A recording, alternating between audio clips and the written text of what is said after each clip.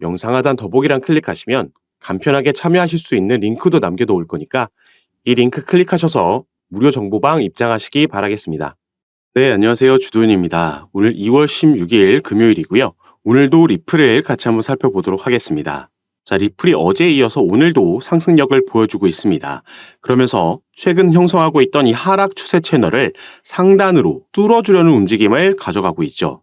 이런 추세 채널에서 이렇게 채널을 벗어났다가 다시 들어오는 걸, 채널 안으로 들어오는 걸 우리가 트랩이라고 얘기를 하고요. 이렇게 트랩이 발생하게 되면 통상적으로 반대편 채널까지 이동을 합니다. 그래서 이 채널 안에서 움직이면서 트랩이 발생하고 반대편 채널까지 이동하고 이런 흐름을 반복하고 있었는데 최근에 이 하단까지 가지 않으면서 중앙선 부근에서 버텨주다가 돌파하는 움직임이 나왔고요. 이 위치가 이 초록색 중간에 지나가고 있는 단기 이평선 라인과 맞물리면서 여기 돌파해주는 움직임이 나왔고 빠르게 상승 추세로의 전환이 이루어지고 있습니다. 그래서 리플은 이게 트랩이 되지 않고 이제 채널을 무효화시키면서 새로운 추세를 형성하기 위해서는 이 트랩이 아닌 돌파한 방향으로 다시 올라가는 이런 흐름이 필요한 상황인 거죠. 그리고 이런 추세를 만들기 위한 시장 흐름은 나쁘지 않다 보여주고 있습니다. 자, 비트코인이 조정을 크게 받고 있는 건 아니지만 최근 가팔랐던 상승 추세가 어느 정도 숨고르기에 들어간 모습이죠. 그래서 만약에 이렇게 횡보를 한다라고 하면 지금 이 바톤을 이어받은 이더리움을 비롯한 알트코인들의 이 자금들이 분배되면서 리플도 긍정적인 흐름을 기대해 볼 수 있겠습니다. 다만 오늘 또 한 가지 이슈가 있는 건 바로 오늘이 옵션 만기일이라는 건데요. 자, 오늘 저녁 5시에 17시에 옵션 만기가 도래합니다. 우리가 여기서 살펴봐야 되는 건 풋콜 비율이죠. 0.91이라고 나와 있는데 여기서의 풋은 하방에 베팅한 걸 말하고 콜은 상방에 베팅한 걸 말합니다. 그래서 이 비율이 0.5, 0.7을 넘어서 1에 가까워질수록 하방에 베팅한 자금이 많다라는 거고 반대로 0.5 밑으로 내려오면서 0.3에 가까워질수록 상방에 베팅한 비율이 많다라는 거죠. 그래서 오늘 이 옵션 만기에 포커스를 놓고 보자면 비트코인은 어느 정도의 조정이 나올 수 있다 보여지는 부분이고 반면 이더리움의 옵션 같은 경우에는 이 풋콜 비율이 0.62로 비트코인보다는 상승 여력이 더 남아있다 볼 수 있겠습니다. 그리고 리플 같은 경우에는 최근 또 하나의 수탁 회사를 인수하면서 이번에는 미국 내에 기반을 두고 있는 회사를 인수하면서 미국 내에서 송금 사업을 재개하겠다 발표하고 그에 맞는 움직임을 가져가주고 있습니다.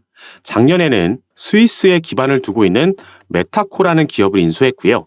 그러면서 이 영역에서의 커스티디 영역에서의 사업 확장에 시작을 알렸었고 이제 미국 내에서 규제 당국의 인가를 받은 라이센스를 취득한 기업을 인수하면서 미국에서의 사업도 재개하겠다라는 거죠. 자, 이게 꽤 의미가 있다라고 보여지는 게 리플은 지금까지 아직까지도 대부분의 수익은 미국 밖에서 이루어지고 있습니다. SEC와의 소송이 길어짐에 따라서 코인베이스를 비롯한 여러 거래소에서 상장 폐지가 됐었고 그래서 아예 리플은 본사를 유럽이나 두바이 쪽으로 이전할 수도 있다라는 얘기가 나오고 있었죠. 그런데 작년에 약식재판 판결문에서 2차 시장 판매, 개인들에게 판매된 XRP는 증권이 아니다라는 법원의 판결이 나오고 나서 다시 코인베이스를 비롯한 거래소들에 재상장되는 이슈가 있었고 그러면서 미 주식시장 나스닥에 상장하기 위한 IPO를 준비한다라는 얘기, 관련된 공개 채용 그리고 미국 내 송금사업 재개가 나오고 있는 겁니다. 리플은 앞으로 남은 소송에서도 긍정적인 결과를 받아들일 수 있다라는 자신감에 이런 행보를 보이고 있는 거고 리플은 결국 최근 보이고 있던 이 하락 추세 채널 안에서 벗어나는 움직임을 만들고 또 유의미한 상승을 만들기 위해서는 결국에는 이 소송 이슈가 긍정적인 소식들이 전해지고 해결이 돼야겠죠. 작년 10월과 11월 달에 만들었던 그 유의미한 상승력들도 전부 소송 관련해서 긍정적인 이슈가 나오면서 상승력이 나왔던 거고 1000원도 당시에 돌파할 수 있었던 거기 때문에 결국 리플은 돌고 돌아서 올해 이 소송이 어떻게 진행되느냐가 XRP에 가장 크게 영향을 줄 수 있는 이슈가 되겠습니다. 그리고 당장 다음 주부터 이어지는 4월까지 리플의 SEC와 소송 관련 이슈가 그 스케줄들이 또 예정되어 있기 때문에 지금부터는 이 일정들을 살펴보면서 앞으로의 전망은 어떤지 말씀을 드리도록 하겠습니다. 리플에 투자하신 홀더분들 아니면 신규 투자를 고민하고 계신 분들께도 이 소송 이슈가 리플에게는 지금 당장 가장 크게 시세에 영향을 주는 이슈이기 때문에 지금부터의 내용 꼭 끝까지 시청해 주시고요. 그 전에 밑에 있는 구독과 좋아요 버튼도 한 번씩만 눌러주시면 제가 이렇게 영상 제작하는 데 큰 힘이 된다는 점 먼저 말씀드리겠습니다. 그리고 이 소송 이슈 관련해서도 다음 주부터 새롭게 나올 내용들도 가장 빠르게 제가 카톡방에서 공유해 드리면서 브리핑해 드릴 거고, 리플뿐만 아니라 여러분들께서 보유하고 계신 다른 코인들도 마찬가지로 새롭게 나오는 정보들과 그에 따른 타점과 비중을 카톡방에서 공유해 드리면서 함께 매매를 진행하고 있고, 또 시장에 영향을 주고 있는 거시경제 이슈들, 경제 지표 발표들도 있죠. 이런 것들도 금리 인하에 영향을 주면서 코인 시장에 마찬가지로 영향을 주기 때문에 이런 이슈들에 시장이 어떻게 반응하는지 확인하고, 여기에 따라서 우리가 가져가야 되는 알맞은 종목 선정부터 타점과 비중까지 카톡방에서 공유해 드리면서 대응을 도와드리고 있으니까 이런 부분 받아보시면서 저와 함께 투자하실 수 있는 공간이니까요. 그리고 당연히 무료로 제가 운영하고 있는 카톡방이니까 들어오셔서 이런 정보들 받아보시면서 여러분들 투자 판단에 참고하시고 매매 진행하시면 더욱 좋을 것 같습니다.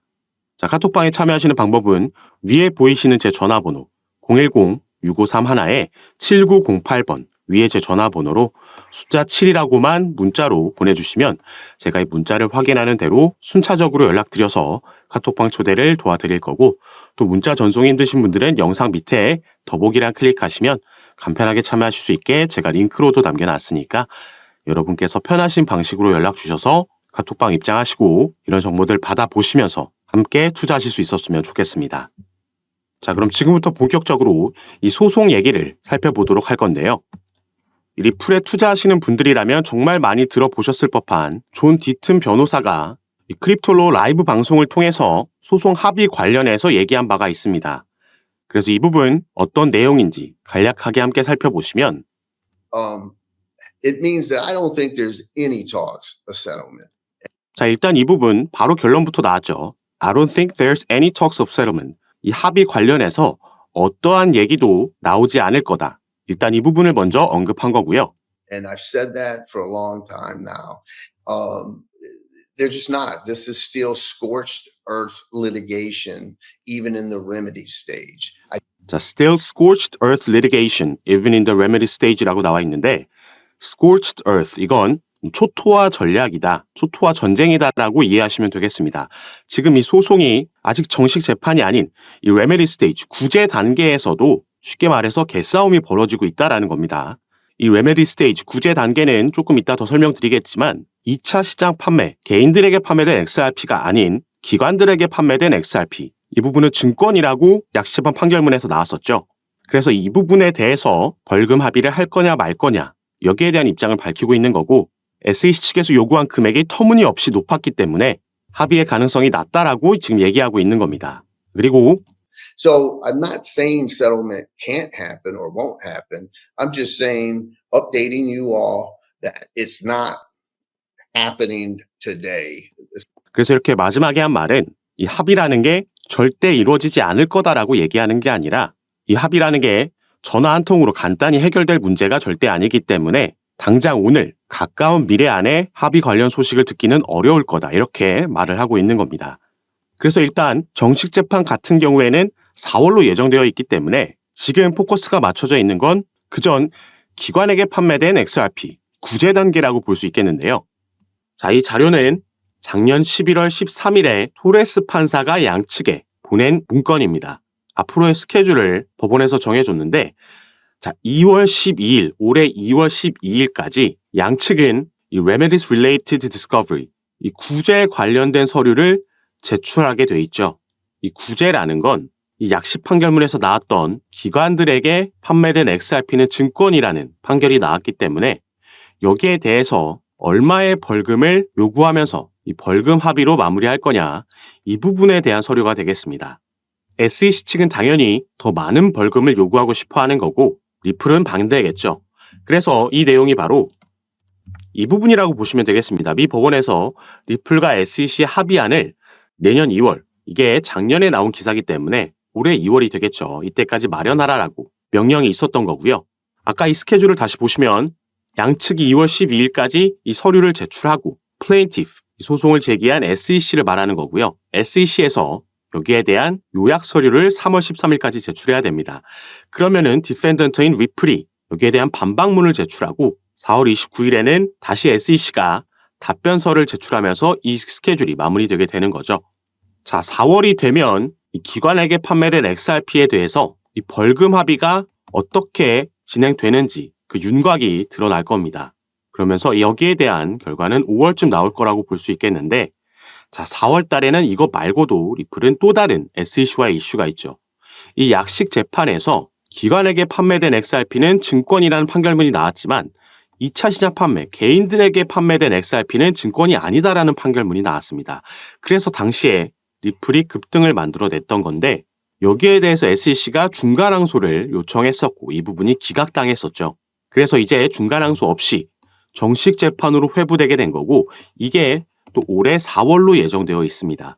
그래서 당시에 SEC가 중간항소를 요청했을 때 법원이 여기에 대한 기각 명령문을 이렇게 보냈었고, 이 서류의 가장 마지막을 보시면요.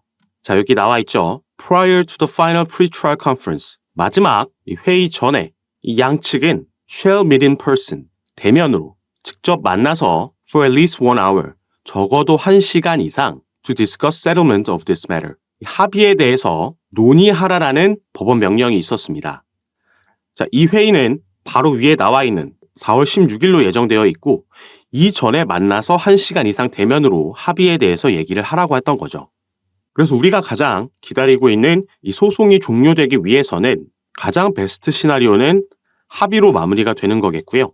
그게 아니라면 결국 정식 재판으로 회부돼서 여기에 대한 결과가 나오고 패소한 쪽이 항소를 진행할 거고, 결국 대법원까지 가게 되면 이 부분은 추가 3년이라는 시간이 더 소요될 수 있습니다. 그래서 리플은 올해 2분기가 정말 중요한 분기점이 될 수 있다 보여지고 있는 거죠. 다행히 이 합의에 대한 부분도 아예 가능성이 없지 않다라고 보여지고 있는 이유는 SEC는 리플과의 소송에서 지금 계속해서 패배하고 있습니다. 자, 약식 재판에서 거의 패소와 다름없는 판결문이 나왔던 거고, 중간항소도 기각당했죠. 그리고 작년에는 SEC는 리플뿐만 아니라 리플의 경영진에게도 소송을 제기한 바가 있었는데 이 부분을 자체적으로 취하했습니다. 그리고 리플뿐만 아니라 그레이스케일과의 소송에서도 패소하면서 결국 이 부분의 영향으로 비트코인의 현물 ETF도 출시될 수 있었던 거죠. 그래서 SEC가 더 이상의 패배를 막기 위해서 벌금으로 합의할 수도 있다라는 의견들이 나오고 있는 거고, 만약에 이렇게 된다면 리플은 꽤 큰 금액의 벌금을 지불해야겠지만 더 이상 이 소송이라는 리스크 그리고 불확실성으로부터 해소되는 거기 때문에 벌금으로 인한 지출을 충분히 메꿀 수 있는 긍정적인 결과라고 볼 수 있겠고, 또 소송이 빠르게 마무리된다라는 건 더 이상 소송으로 인한 추가 지출을 막는 것도 되겠죠. 그리고 여기서 합의가 된다라고 하면 리플이 증권이다라는 압박에서 벗어날 수 있는 거기 때문에 이게 지금 현재 5월 23일로 예정되어 있는 이더리움의 현물 ETF도 영향을 줄 거고요. 이 부분이 승인되고 나면 그 다음은 리플의 ETF가 가장 유력하다라고 볼 수 있겠습니다. 리플은 비트코인이나 이더리움과 다르게 선물 ETF를 출시하지 않았지만 이런 소송 결과를 받아들인다면 굳이 선물부터 출시할 필요가 없다. 바로 현물 ETF도 가능하다라고 생각해 볼 수 있는 거고, 이게 바로 IPO, 나스닥 상장으로도 연결될 수 있는 부분이 되겠습니다. 그리고 이 시기들이 다시 한번 말씀드리지만 올해 2분기 비트코인의 반감기와도 그 시기가 겹치기 때문에 이 부분이 긍정적으로 마무리될 수 있다라고 하면 리플은 단순 1달러, 2달러가 아니라 훨씬 더 높은 상승력을 보여줄 수도 있겠다 기대되고 있는 부분입니다. 그래서 중간중간 어떤 변수가 등장하는지, 이 소송은 어떻게 진행되는지 당장 2월 달에도 관련 스케줄이 있기 때문에 여기에 따라서 시세가 충분히 영향을 받을 수 있다는 점 말씀을 드리겠고요. 새롭게 나오는 이슈들 카톡방에서 가장 빠르게 공유해 드리면서 우리는 어떻게 타점을 가져가면 좋을지 그 비중과 전략까지 말씀드리면서 대응을 도와드리고 있으니까 이런 부분 받아보시고 여러분도 투자 판단에 참고하셔서 매매 진행하시면 더욱 좋을 것 같습니다. 그리고 제가 카톡방에서 이런 부분 공유해드리고 잡아드리면서 도움 드리는 거 전부 무료로 진행하고 있는 거니까요. 이 부분 안심하시고 여러분들은 위에 보이시는 제 전화번호 010-6531-7908번입니다. 위에 제 전화번호로 숫자 7이라고만 문자로 보내주시면 제가 이 문자를 확인하는 대로 순차적으로 연락드려서 카톡방 초대를 도와드릴 거고, 또 문자 전송 힘드신 분들은 영상 밑에 더보기란 클릭하시면 간편하게 참여하실 수 있게 링크로도 제가 남겨놨으니까 여러분께서 편하신 방식으로 연락 주셔서 제가 이런 부분 어떻게 도움드리고 잡아드리는지 들어오셔서 직접 확인해 보시고 판단해 보시기 바라겠습니다. 그리고 카톡방에서는 오늘 살펴본 리플뿐만 아니라 여러분들께서 보유하고 계신 다른 코인들도 마찬가지로 정보 공유해 드리면서 상담 도와드리고 있으니까요. 이런 부분 받아보시면서 함께 투자하실 수 있었으면 좋겠습니다. 그럼 오늘 영상도 끝까지 시청해 주셔서 너무 감사드리고 저는 다시 카톡방에서 여러분들 대응 도와드리고 상담 도와드리면서 찾아뵙도록 하겠습니다. 감사합니다.